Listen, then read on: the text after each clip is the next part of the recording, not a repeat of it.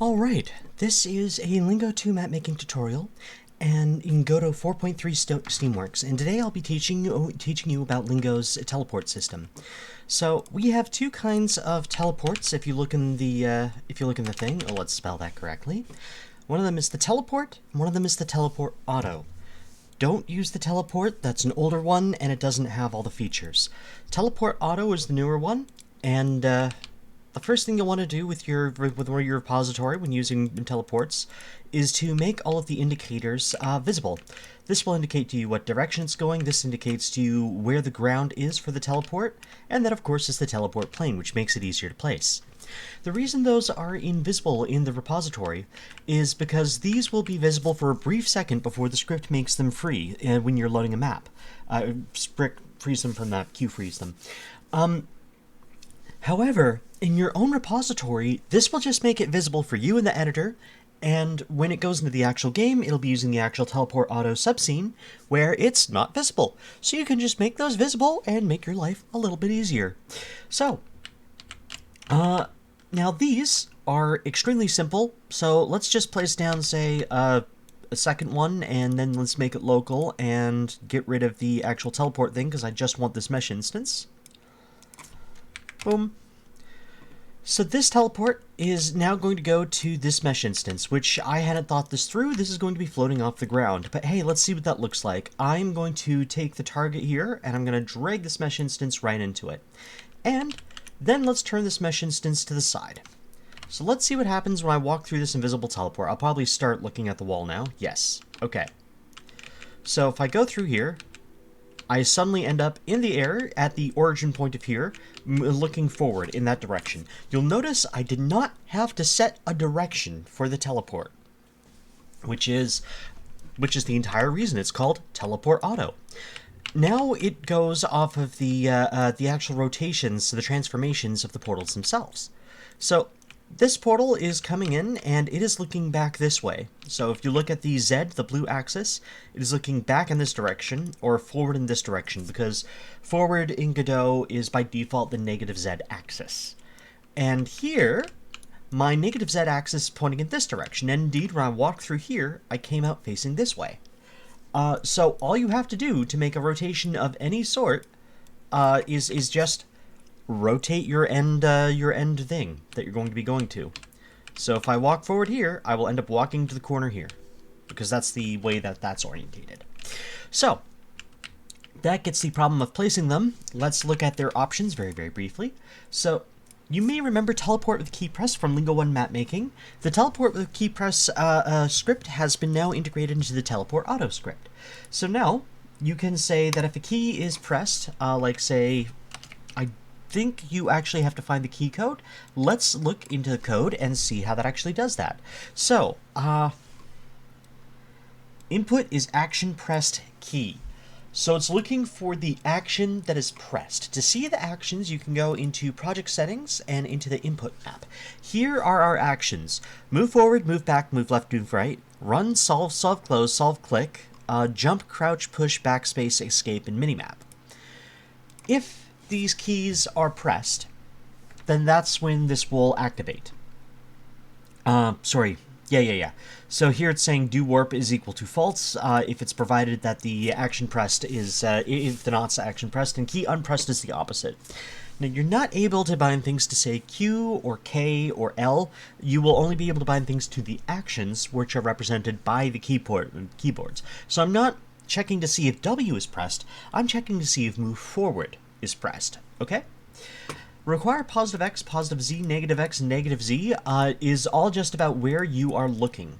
So, and that's where you are looking on the global scale. So if I click off local space, you'll see that local space and global space for this in case has the same rotation.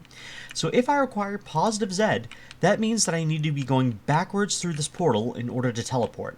I need to be facing towards positive Z. If I also require positive X, I need to be looking in this quadrant, somewhere between positive Z and positive X axes. As long as it's somewhere in there, I will teleport. If it's here, I will now have negative X, and if it's on this side, I will have negative Z. So I can only teleport if I'm looking towards here, but obviously I can enter it from anywhere. And there is none, of course, for the up-down consideration.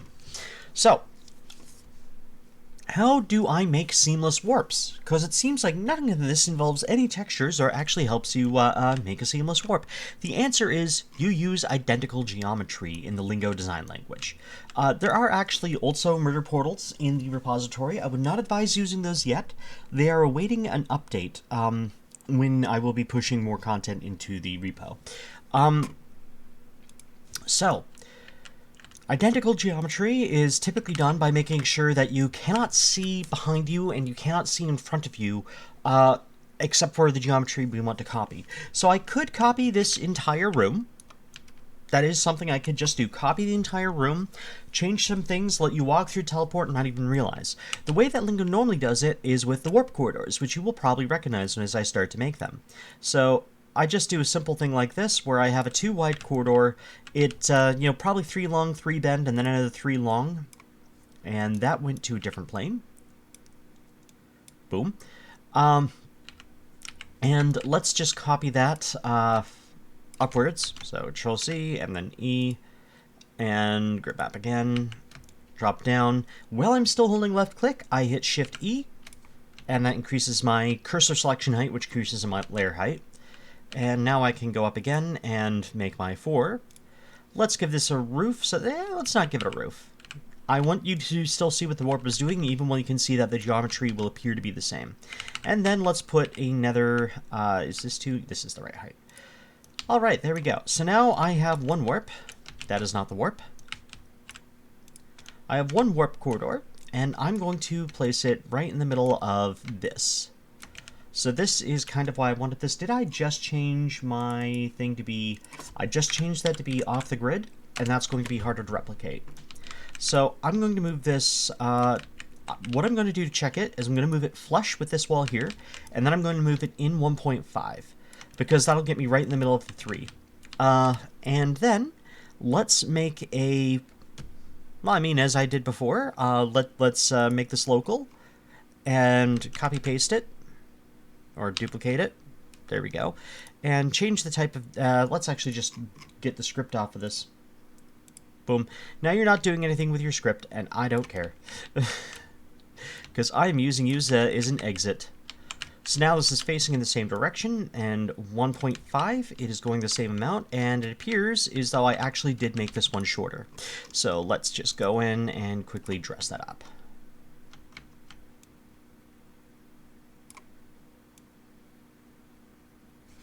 There we go. Now this is a teleport. This will just be a mesh instance, and I want this to be invisible so that you don't see it and you don't see the warp happening.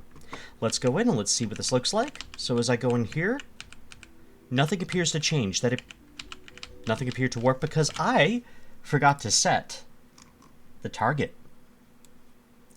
So let's set that target. By the way, it doesn't need to be an area. It can be a spatial, it can be a mesh instance. It just needs to be something that inherits from node 3D and therefore has position. So if we go through,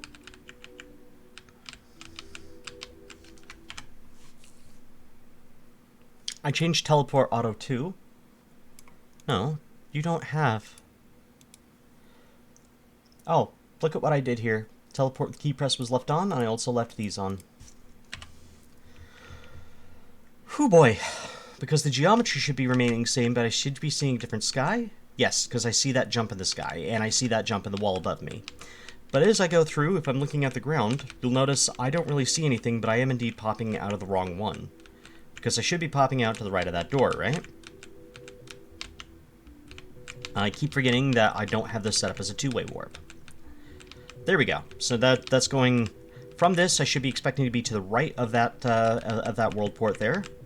And I'm coming out on the left. So that's how you make your seamless geometry. Now, how do I make this a 2-way warp? Because as soon as I warp, I can't come back from this.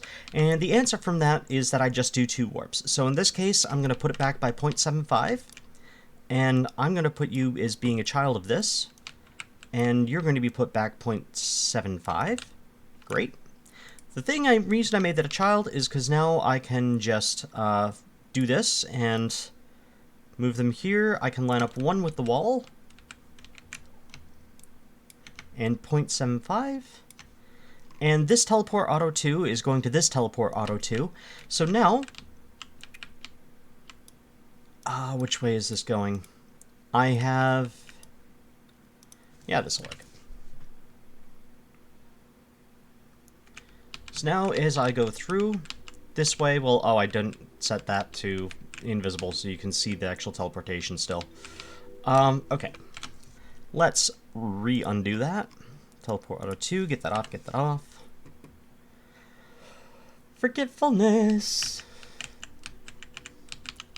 So now I'm ending up to the left of this guy, which means I'm in the right one. If I go through forward the other way, I'm ending up to the left of this guy. And if I go through the other way, yeah. So now this is now a bidirectional portal. Now the thing is, I have just constructed it so that it's one way in one direction, and that is actually the norm for most of the Lingo portals.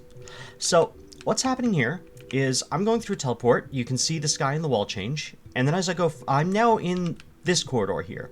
And if I go forward now a little bit, I'm going to hit the other teleport in this one. So I am going through this, but I'm hitting this teleport to move over here, and then I'm hitting this teleport to move over here.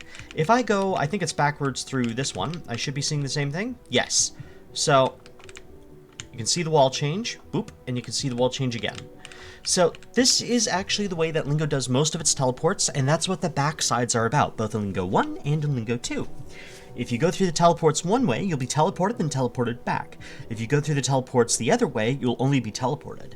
So this is considered, you know, this is something that Brenton loves using as a puzzle mechanic, and he uses it all the time. So now the only thing you would need to do to make this fully convincing is to give it a roof.